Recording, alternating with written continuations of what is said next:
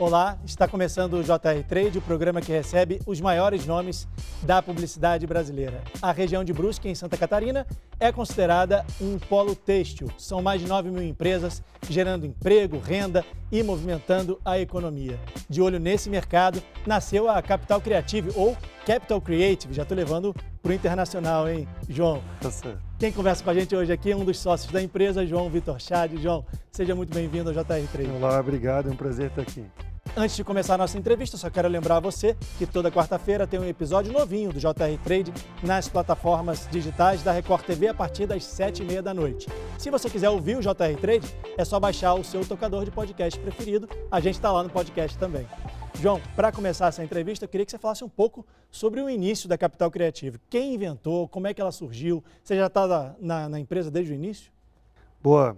Para entender um pouco como nasceu a Capital Creative, é preciso entender um pouco do cenário que existe em Santa Catarina, né? Santa Catarina é um polo têxtil, de industrial têxtil, né? Muitas marcas de nível nacional estão lá, são produzidas a partir de lá. E nesse sentido, a gente foi percebendo que tudo que existia dentro do mercado eram agências que acabavam atendendo também a moda. Então, de repente, o cara fazia lá uma campanha de uma loja de carro e depois fazia uma campanha de moda, por exemplo. Lógico que dentro dessas agências existiam segmentos, né, existiam núcleos de moda, mas nada ainda muito rotulado como uma agência ou como um negócio relacionado com a comunicação de moda. E aí eu falei, olha, não é possível que ninguém está vendo isso, né? Junto com uma sócia, né, que é a Milena, nós fundamos a Capital Creative. Eu era muito jovem ainda, nunca nem tinha trabalhado em agência. Antes disso, era diretor de marketing e moda de um shopping. E falei, cara, vou lá empreender e fazer isso de uma forma interessante. Como era algo novo, né, não dá para ter muito business plan para algo novo, né? Falo que a Capital ela foi construída em Braille. A gente foi tocando e foi sentindo assim e foi vendo que dava mais certo, menos certo e aí então se posicionando dentro do mercado para ser específico da área de moda e construção de conteúdo de moda. Foi muito mais intuitivo do que uma coisa programada, é isso? Teve que ser. Eu acho que é preciso ter um pouco de sorte também, né? Quando a gente avalia os grandes cases que aconteceram de pessoas, de profissionais de negócios, a gente repara que sempre teve alguma coisa ali que fez uma transformação. No nosso caso, foi se envolver com o negócio da moda, que era um projeto de moda que tentava fazer com que as marcas de Santa Catarina tivessem um pouco mais de reconhecimento interno. O mercado nacional as reconhecia, mas a gente achava que fazia parte do nosso DNA têxtil e era um pouco disso, e a gente tinha um pouco de dificuldade de colher os louros desse negócio. Com esse projeto, nós tivemos contato com grandes nomes da moda. Ronaldo Fraga, Paulo Borges, criador e gestor de São Paulo Fashion Week, Alexandre Birman, e aí foi por um monte de gente. E aí cada um contribuiu de alguma forma, né? Então, uma conversa com o Rony Meisler da Reserva, surgia um insight, né? Ao longo dos anos, aquilo foi se fechando, foi se construindo, mas não foi algo planejado, foi algo que foi acontecendo e como era um negócio novo, teve que ser acontecendo ao longo desse processo. Foi você que percebeu ali a oportunidade ou teve algum amigo, alguma amiga que ajudou? Eu acho que nada se constrói sozinho, né? Mas sim, teve bastante participação da minha parte. A minha sócia é genial no que ela faz, ela é produtora executiva e uma das melhores que existe no mercado nacional, faz com maestria essa função e consegue rapidamente reconhecer o que funciona e o que não funciona. Era o que se pedia no mercado naquele momento. O mercado estava girando muito rápido, aquelas coleções que a gente fazia, que era uma vez a cada 6 meses, já não funcionava mais, mas a gente precisava construir isso toda hora, né? Ela teve as habilidades de fazer com que aquilo fosse transformado em uma ideia estética, né? E a gente nessa parte mais dos negócios, desse atendimento e dessa captura de informação, né? Quando vocês começaram, já existia uma agência de publicidade voltada para a moda na região ou vocês foram os primeiros? Existia algo parecido com o que é a Capital, né? Não existia nada exatamente porque a Capital, a grande diferença dela é que ela é totalmente vertical. Então nós temos styling, produção de moda, produção executiva, direção criativa, direção de arte, branding, social media, tudo dentro do negócio. Então, existiam especialistas divididos em cada funções e a gente foi trazendo esses profissionais para perto e funcionando quase que como fosse um hub.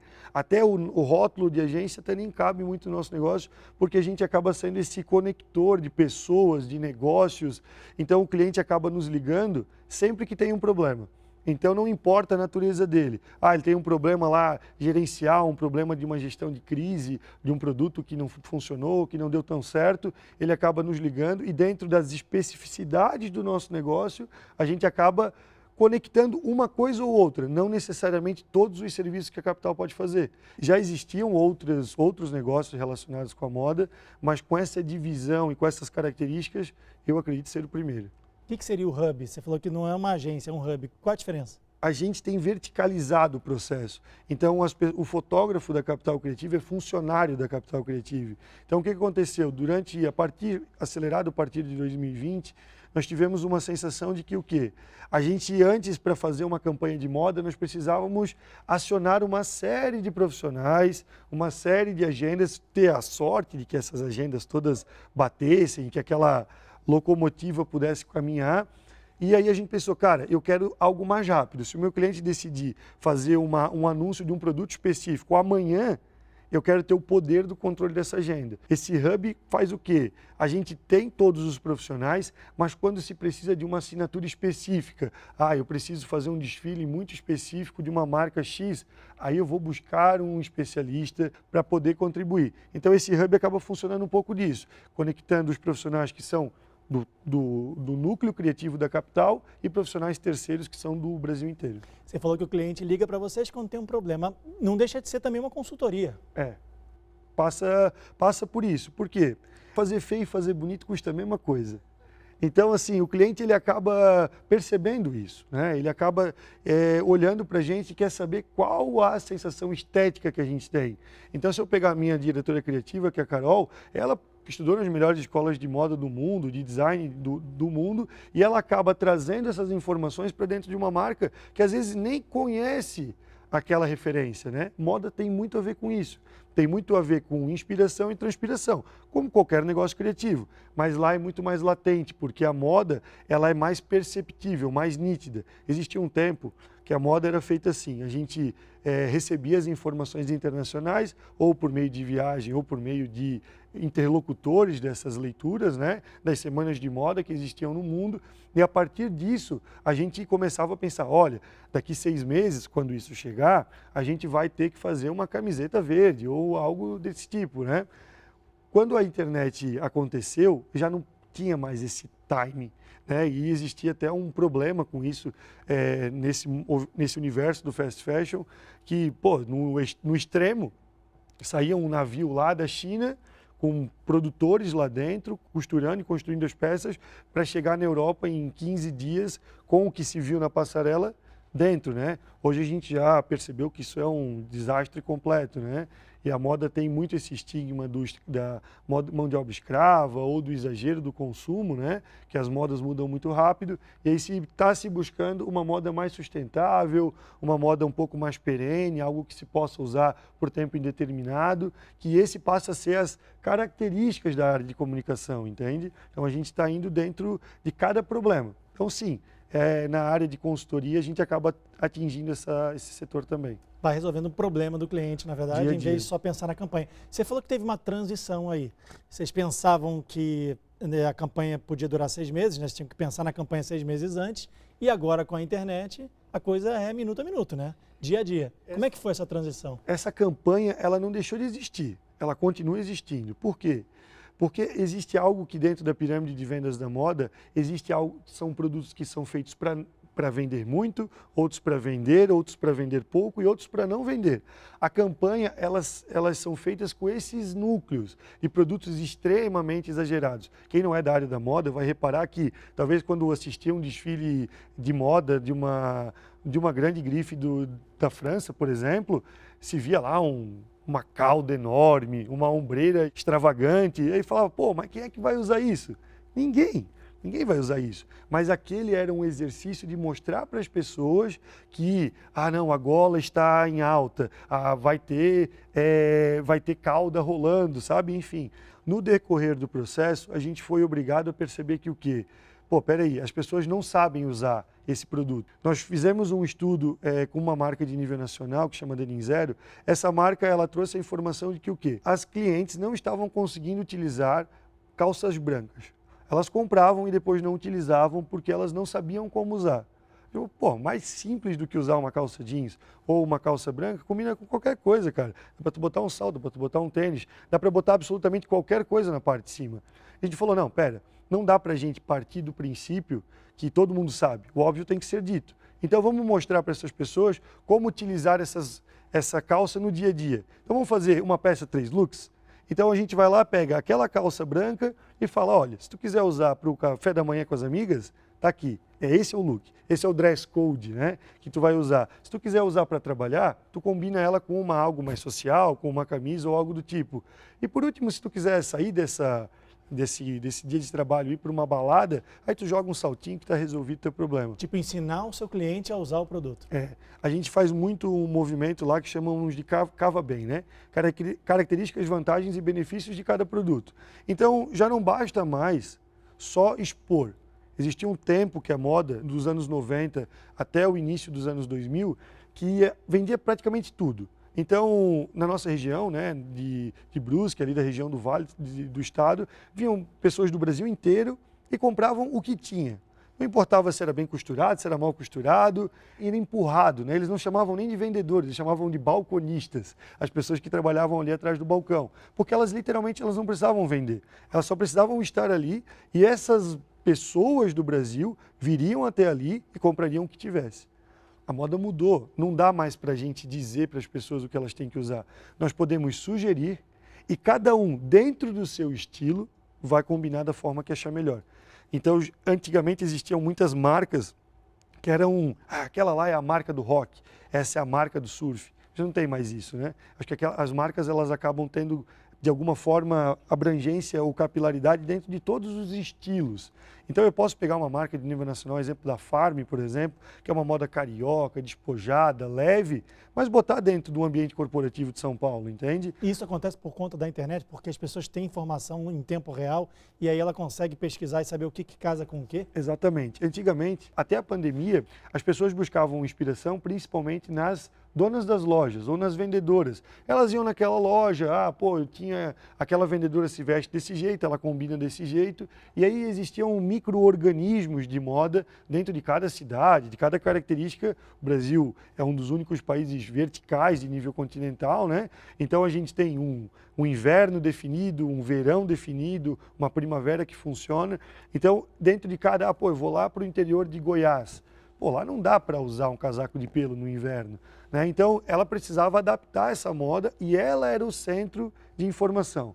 A partir da internet que existiram os blogs, que a gente chamou eles de blogueiros, né? Depois a gente chamamos eles de influenciadores, né?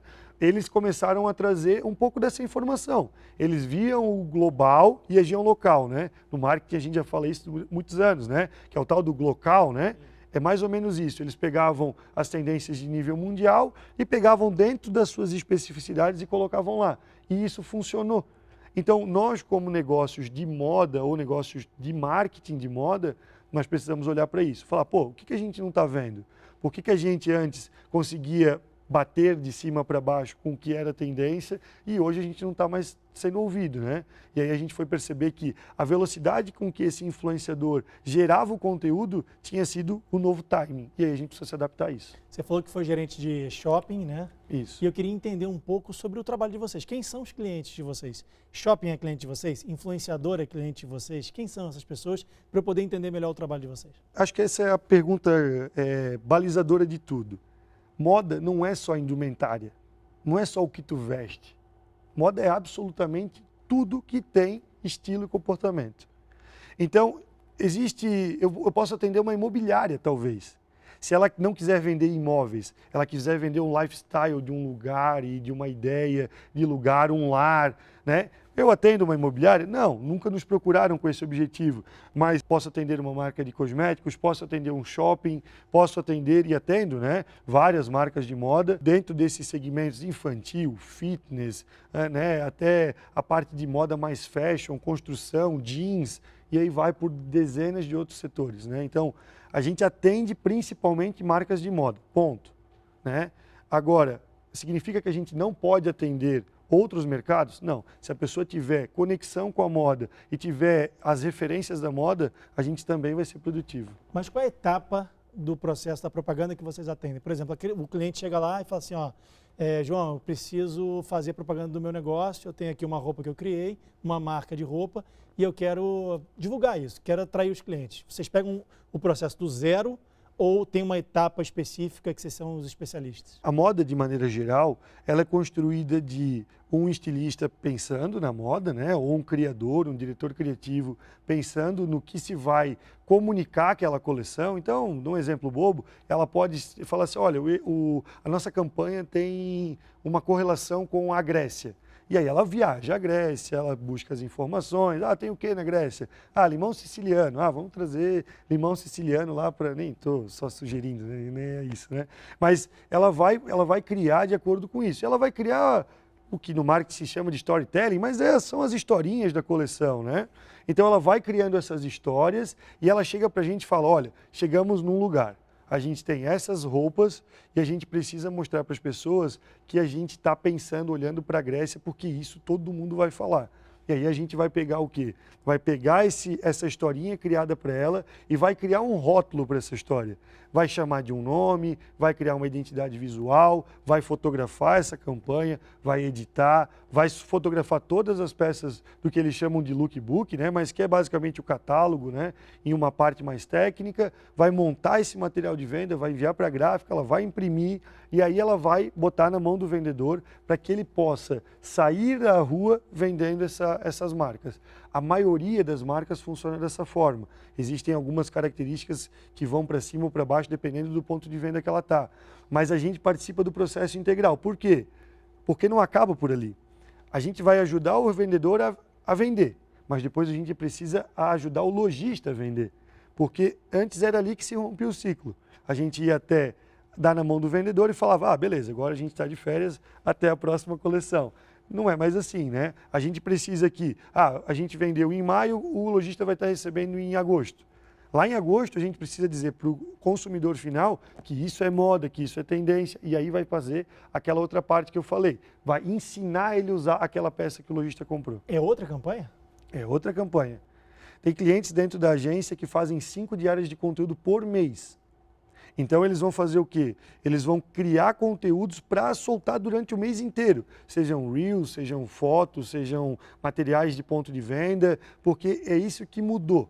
Mudou a partir da pandemia, principalmente, que só aquele conteúdo da campanha já não é mais suficiente. Ele precisa estar diariamente construindo. Eu queria te perguntar justamente isso. Quando você escolhe um nicho para trabalhar muito específico, que é um nicho de moda em Brusque, em Santa Catarina. Estamos falando do nicho da moda. Você não perde a oportunidade de fazer campanhas de outros setores, de outros nichos? Não é ruim para você? Cara, cada escolha é uma renúncia. Tá? Então a gente escolheu a moda, renunciando todo o resto. Né? A moda dentro da nossa região, ela representa a maior parte do que se refere à economia. Então, sim, eu corro o risco de perder, mas existe uma enormidade tão grande de conteúdo, de informação que precisa ser gerada, de marcas que precisam ser atendidas, que até hoje a gente não sentiu falta desses outros nichos. Quer dizer, você acaba se tornando uma referência naquilo que você faz. Isso. E aí as empresas procuram você. Isso, exatamente. O telefone toca ao contrário. Toca ao contrário, essa aqui é a ideia, né? Não tem departamento comercial dentro da agência, por exemplo. Vocês recebem a ligação. Exatamente. Sem ter Os clientes nos procuram, a gente avalia se a gente tem condições de ajudar esse cliente e a partir disso a gente faz. Acho que é importante falar que dentro do marketing de moda existe uma ideia, ou dentro da moda principalmente, existe uma ideia de arte e tal. E eu acho que sim, existe arte dentro da moda em todos os aspectos dela. Porém, não é a arte que a gente faz. A arte é coisa de pendurar na parede, a gente faz grana.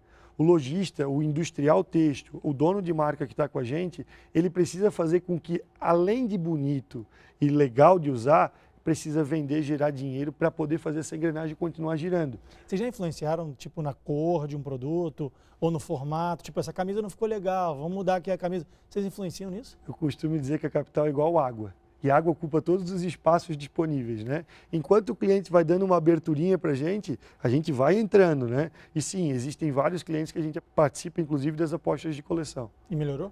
Melhorou. Melhorou por quê? Porque a gente tem a informação. Eu percebo que assim, o marketing, durante muito tempo, existem alguns movimentos, não sou só eu que estou dizendo, existem alguns movimentos que é tirar algumas palavras de uso em inglês, tirar algumas palavras de uso incomum para as pessoas, porque muita gente por muito tempo nem entendia muito bem o que era marketing e nem o que era publicidade, nem o que era propaganda. As pessoas tinham naquilo um negócio que fechava a cabeça delas. A gente aos poucos foi mostrando para eles, cara, quando eles dizem isso, eles querem dizer isso. Então, toda vida que a gente usa uma palavra em inglês, a gente traduz ela, né? Eu falei antes do storytelling, a gente fala, olha, o storytelling é aquela historinha que se cria, que se conta. Então, sempre fazendo isso para que o cliente entenda as estratégias. Então, a gente teve, durante muito tempo, o tal do inbound marketing, que se falou muito, né? Que é o marketing de envolvimento, que é tu atingir o cliente por várias frentes. É isso que a gente faz. É inbound marketing, chamado de marketing de envolvimento por nós, que é poder estar participando por várias frentes com esse cliente para não deixar ele órfão de informação. Ele não vai comprar porque ele decidiu não comprar, mas não porque não tem informação. Vocês fizeram recentemente uma campanha com a Mormai, né, que é uma marca de surfista. Isso. Você falou que já não tinha mais isso. Antigamente era marca de surfista, marca de, sei lá, jogador de tênis. Isso. Hoje não tem mais isso. Como é que foi essa campanha? Como é que foi mostrar que a Mormai não é só uma marca de surfista? Queria que você falasse um pouco sobre isso. A Mormai é um exemplo, né, dessas marcas que tiveram que se transformar ao longo do tempo. Ela é uma marca de mais de 30 anos e, pasmem, o mundo mudou em 30 anos, né? Então, como o mundo mudou, ela precisou se transformar no formato que ela fez o negócio. Então, tanto o Moron quanto o Nedev, que são sócios, eles trouxeram uma outra ideia. Falaram, olha, vamos fazer o seguinte, a gente não é especialista em tudo que pode fazer, então vamos contratar especialistas de cada área para eles fazerem esses produtos, e eles fizeram isso de forma terceirização. Então, um desses terceirizados da indústria têxtil nos contratou para fazer o quê? Para fazer com que a Mormai fosse algo legível e algo que desse para usar no dia a dia. E foi isso que a gente fez. A gente, em vez de vender aquele surfista de alto rendimento, vendeu o lifestyle, vendeu o carro, vendeu o rolê, vendeu o violão, vendeu a música, vendeu outros aspectos, fazendo com que o público pudesse observar na Mormai várias oportunidades de uso, em vez de ter uma só, que seria o tal surf. O foco de vocês hoje é a criação ou é a parte operacional? Porque você falou para mim que produz conteúdo também, né? Você recebe a demanda do cliente, cria a campanha, vê o que é legal, o que não é, mas também executa. Qual que é hoje o foco e a maior fonte de renda da empresa, digamos assim? A Capital ela tem dentro do calendário de 2024 já estabelecido o que ela vai fazer. Então, dentro disso, a gente acaba sendo totalmente vertical dentro do cliente. A gente age como se fosse um departamento de marketing dele, trabalhando junto com a equipe dele para a formação dessa campanha. Então, ela acaba participando de todos os processos, desde a concepção da campanha, a realização, a entrega dessa campanha e depois a mensuração de que se ela funcionou ou não, sabe? Existe uma outra analogia, já repararam que eu gosto bastante disso, mas eu costumo comparar a Capital a um carro. E um carro precisa de duas coisas fundamentais para andar: combustível e direção. Combustível é um investimento que o cliente coloca no nosso negócio para que a gente possa produzir. E direção é ele dirigindo esse veículo. Ninguém conhece mais do negócio dele do que ele mesmo. Então é sempre um negócio construído a várias mãos. Não é só a Capital que tem as respostas. Costumo dizer que a gente nem tem todas as respostas, nem quer ter. A gente quer ter todas as perguntas. Fazer um exercício para que o cliente nos diga o que ele precisa ser feito. Seja resultado, por quê? Dentro do universo de marketing e de moda, eu sinceramente divido eles em duas formas, tá? Existe o dono de marca e existe o industrial têxtil. A nossa região está lotada de industriais têxteis, que é o quê? Aquele cara que quer o volume. Ele quer vender muito, ele quer produzir muito, ele quer ter 10, 12, 15 mil funcionários para fazer aquela engrenagem toda girar. E existe o dono de marca, quer vender menos, quer vender para pessoas mais específicas, quer que o produto dele seja reconhecido, quer que ele tenha uma posição de branding mais eletiva, o que um vende a 100, ele quer vender a 500. Então existem esses dois, sabe? Quando a gente fala do volume de negócios que a gente faz, nós fizemos negócio com o industrial têxtil. Ele quer o nosso negócio pela agilidade, pela pontualidade e pela segurança de entregar no dia. Imaginem vocês um negócio do tamanho do Grupo AMC, que é o dono da Coach, perder 2 dias de venda pelo atraso de um material. Isso já não faz mais parte do que dá para fazer. A Capital ela desenvolveu métodos, inclusive, de entregar catálogos no mesmo dia que são fotografados. Tudo isso com processos, com antecipação de processos, com busca de informação, com usar todos os recursos que os softwares e a parte de inteligência artificial pode gerar para a gente. Tenho tanta pergunta para te fazer que a gente ficaria nessa entrevista até amanhã. Eu queria só encerrar fazendo uma pergunta. Como é que você imagina a Capital Creative daqui a 10 anos? A Capital nasceu para ser a mais reconhecida agência de moda do Brasil. Para a gente não faz diferença se vai demorar 1 ano, 5 anos ou 50 anos. Então, daqui a 10 anos, estarei muito melhor, aprendendo a fazer de outras dezenas de formas o nosso negócio para que ele seja reconhecido em nível nacional.